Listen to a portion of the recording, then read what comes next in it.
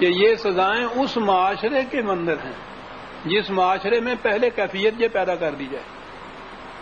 جس معاشرے میں کیفیت یہ ہو کہ تمام افراد معاشرہ کی بنیادی ضروریات زندگی آج خود پوری ہوتی رہے، کسی کی ضرورت پوری رکے نہیں، اس میں اگر کوئی فرد پھر چوری کرتا ہے تو اس کو تو سخت سے سخت سزا ملنی چاہیے.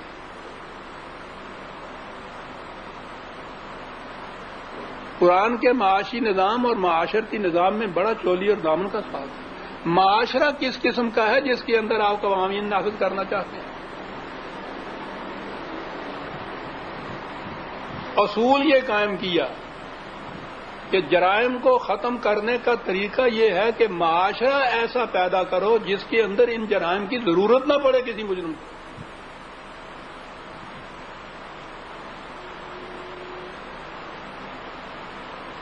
یہ تھا وہ طریق کہ جس سے آج ہم جب دیکھتے ہیں حضرت ابوبکر صدیق کے زمانے میں انہوں نے حضرت عمر کو مجسٹریٹ مقرر کر دیا تھا مدینے کا.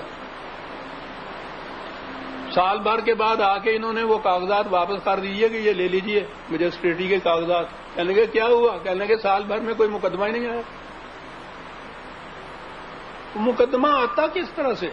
معاشرہ اس قسم کا قائم کر دیا گیا تھا.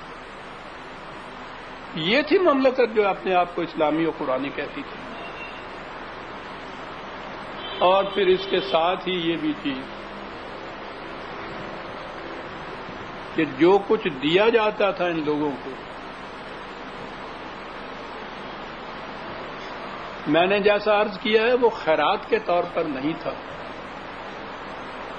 یہ ان کا حق تھا جسے وہ جیسے میں نے عرض کیا ایز آف رائٹ طلب کرتے تھے. حق معلوم للسائل والمحروم، حق اور حق بھی ایسا جو معلوم ہو ہر ایک کو، ہر ضرورت مند کو معلوم ہو. اس طرح سے وہ لیتے تھے. تکریم انسانیت. میں دوسری بات یہ عرض کروں، اسلامی مملکت کا ایک فریضہ ربوبیت عالمینی، تمام افراد کی ضروریات زندگی کا پورا کرنا، اور دوسرا فریضہ اس کا تکریم انسانیت. قرآن نے اس پہ بڑا زور دیا ہے. اس نے کہا ہے وَلَقَدْ كَرَّمْنَا بَنِي آدم. ہر انسانی بچہ ہونے کی جہت سے یکساں واجب التکریم ہے، ایکول رسپیکٹ کا مالک ہے. کسی انسان کی تذلیل اگر کر دی جائے تو سنگین جرم ہے قرآن کریم کی روح سے اس مملکت اور اس معاشرے کا. اسے یہ حضرات اس عمدگی سے سمجھے ہوئے تھے کہ ہمس کے ایک گورنر حضرت غالباً عمیر بن سعد تھا ان کا نام. انہوں نے کسی وقت یوں ہی کسی وقت غصے میں آ کے ایک ذمی کو، غیر مسلم محکوم ذمی یوں سمجھ لیجئے نا، اس کو کہہ دیا اخذک اللہ، خدا تجھے ذلیل کرے. غصہ فروغ ہوا تو غور کیا کہ میں نے کیا کر دیا. ذہن میں آیا کہ میں نے تو ایک انسان کی تذلیل کر دی.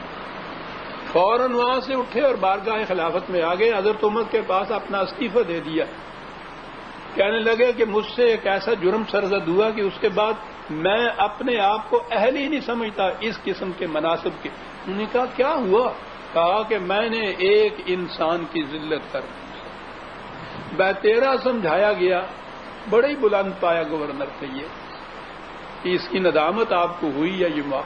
کہنے لگے کہ چھوٹی موٹی لغزشیں تو خدا نے کہا ہے کہ میں معاف کر دوں گا،